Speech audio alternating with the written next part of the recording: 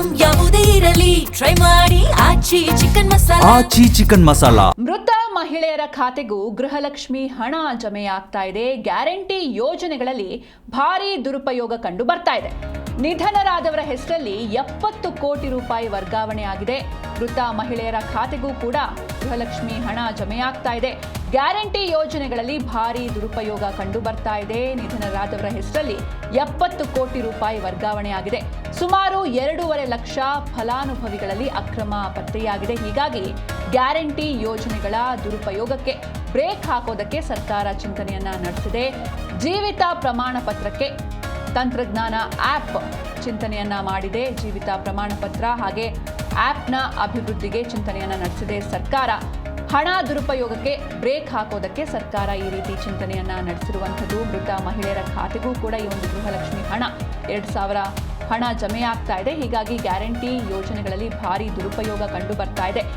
ನಿಧನರಾದವರ ಹೆಸರಲ್ಲಿ 70 ಕೋಟಿ ರೂಪಾಯಿ ವರ್ಗಾವಣೆಯಾಗಿದೆ. ಸುಮಾರು 2.5 ಲಕ್ಷ ಫಲಾನುಭವಿಗಳಲ್ಲಿ ಅಕ್ರಮ ಪತ್ತೆಯಾಗಿದೆ. ಹೀಗಾಗಿ ಗ್ಯಾರಂಟಿ ಯೋಜನೆಗಳ ದುರುಪಯೋಗಕ್ಕೆ ಬ್ರೇಕ್ ಹಾಕೋದಕ್ಕೆ ಚಿಂತನೆ ನಡೆಸಿದೆ. ರಾಜ್ಯಾದ್ಯಂತ ಗೃಹಲಕ್ಷ್ಮಿ ಸೇರಿ ಹಲವು ಗ್ಯಾರಂಟಿ ಯೋಜನೆಗಳ ಹಣ ಮೃತ ಮಹಿಳೆಯರ ಖಾತೆಗೂ ಜಮಾ ಆಗಿರೋದು ಬೆಳಕಿಗೆ ಬಂದಿದೆ. ಲಕ್ಷಾಂತರ ಮಂದಿ ನಿಧನರಾದ ಬಳಿಕವೂ ಅವರ ಹೆಸರಲ್ಲಿ ಹಣ ಪಡೆದು ದುರುಪಯೋಗ ಮಾಡಿಕೊಂಡಿರುವ ಪ್ರಕರಣಗಳು ಪತ್ತೆಯಾಗಿವೆ.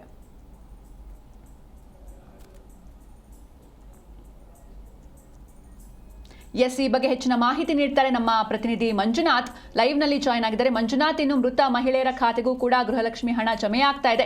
ಹೀಗಾಗಿ ಸರ್ಕಾರ ಯಾವ ರೀತಿ ಕ್ರಮಕ್ಕೆ ಮುಂದಾಗಿದೆ ಅಂತ? ಸಂಚನ, ಖಂಡಿತವಾಗೂ 2023 ಮೇ ತಿಂಗಳಲ್ಲಿ ಗೃಹಲಕ್ಷ್ಮಿ ಯೋಜನೆ ಎನ್ನುವಂಥದ್ದು ಜಾರಿ ಆಗುತ್ತೆ. ಜಾರಿ ಆದಾಗ್ಲಿಂದಲೂ ಕೂಡ ಅವರ ಅಕೌಂಟ್ಗಳಿಗೆ 1.25 ಲಕ್ಷ ಅಂದ್ರೆ ಕೋಟಿ ಮಹಿಳೆಯರ ಖಾತೆಗೆ ಪ್ರತಿ ತಿಂಗಳು ಕೂಡ ನಾವು 2,000ವನ್ನ ಅವರ ಖಾತೆಗೆ ಜಮಾವಣೆ ಮಾಡ್ತಿದ್ದೇವೆ ಅನ್ನುವಂಥದ್ದು ಸರ್ಕಾರದ ಒಂದು ಸ್ಪಷ್ಟವಾದಂತ ನಿಲುವು. ಅದೇ ಒಂದು ಫಲಾನುಭವಿಗಳ ವಿಚಾರದಲ್ಲಿ ನೋಡೋದಾದ್ರೆ ಇದೀಗ 70 ಅಂದ್ರೆ ಹೆಚ್ಚು ಕಡಿಮೆ ಈ 2,000 ಅಮೌಂಟ್ ಅನ್ನು ಏನಿದೆಯೋ ಬರೋಬ್ಬರಿ 70 ಕೋಟಿ ಹಣವನ್ನ ಸದ್ಯಕ್ಕೆ ದುರುಪಯೋಗ ಆಗಿದೆ ಅನ್ನುವಂತ ಮಾಹಿತಿ ಸದ್ಯಕ್ಕೆ ಬಹಿರಂಗ ಆಗ್ತಾ ಇರುವಂತದ್ದು.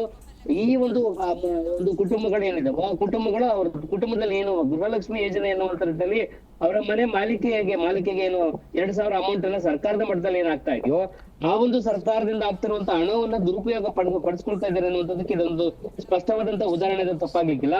ಬರೋಬ್ಬರಿ 2023ರಿಂದ ಇಲ್ಲಿವರೆಗೂ 2.5 ವರ್ಷಗಳ ಕಾಲ ಹೆಚ್ಚು ಕಡಿಮೆ 15-20 ಲಕ್ಷದವರೆಗೂ ಕೂಡ ಮಹಿಳೆಯರ ಖಾತೆಗೆ ಏನು ಅಮೌಂಟ್ ಜಮಾವಣೆ ಆಗ್ತದೆ ಅಲ್ಲ ಬಹುತೇಕವಾಗಿ ಮೃತಪಟ್ಟಿದ್ದಾರೆ ಅನ್ನುವಂತ ಮಾಹಿತಿ ಕೂಡ ಅಧಿಕೃತವಾಗಿ ಬಹಿರಂಗ ಆಗ್ತಾ ಇದೆ. ಇದಕ್ಕೆ ಸಂಬಂಧಪಟ್ಟಾಗೆ ನೋಡೋದಾದ್ರೆ ಉತ್ತರ ಕರ್ನಾಟಕ ಭಾಗದಲ್ಲಿ ಅತಿ ಹೆಚ್ಚು ಮೃತಪಟ್ಟಂತಹ ಮಹಿಳೆಯರ ಖಾತೆಗೆ 2,000 ಹಣ ಜಮಾವಣೆ ಆಗ್ತಾ ಇದೆ ಅನ್ನುವಂತ ಮಾಹಿತಿಯನ್ನು ಕೂಡ ಇದೀಗ ಈ ಸಂಬಂಧಪಟ್ಟಾಗಿರುವ ಇಲಾಖೆ ಅಧಿಕಾರಿಗಳು ಬಹಿರಂಗವಾಗಿ ಹೇಳಿಕೆ ಕೊಡುವಂತ ಕೆಲಸ ಆಗ್ತಾ ಇದ್ದಾರೆ.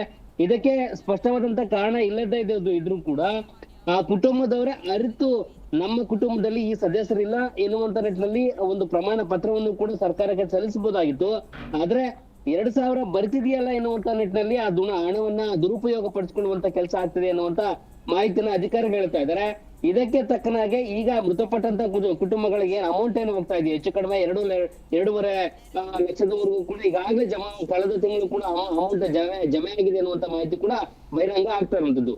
ಈ ಮೂಲಕವಾಗಿ ಈ ಸಂಬಂಧಪಟ್ಟ ಹಣ ಯಾರಿಗೆ ಮೃತಪಟ್ಟಂತ ಮಹಿಳೆಯ ಖಾತೆಗೆ ಏನು ಹೋಗ್ತಾ ಇದೆಯೋ ದುರುಪಯೋಗ ಆಗ್ತಾ ಇದೆಯೋ ಹಣವನ್ನು ವಾಪಸ್ ಪಡೆದುಕೊಳ್ಳುವಂತೂ ಸಾಧ್ಯ ಆಗ್ತಾ ಇಲ್ಲ.